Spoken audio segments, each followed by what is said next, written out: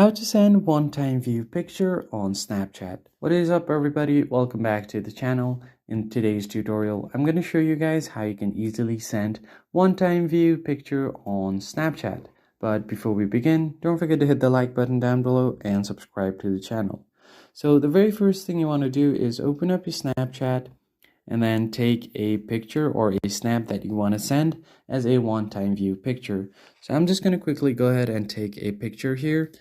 And once you have done that, what you are going to do is on the right side, you have different options. So if you want, you could add stickers and everything here. So let's just add this random sticker here. And once you have done that, you are going to go ahead and tap on this timer icon. So if you set this to this infinite timer, then people will be able to save your snap on chat. So if you want to send this as a one-time view snap, then you're going to have to select the timer anywhere from 1 to 10 seconds. So if you set this to 3 seconds, people will be able to see your snap only for 3 seconds.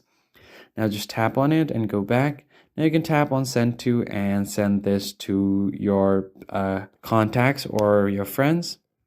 Let me just show you another example of sending it to the infinity.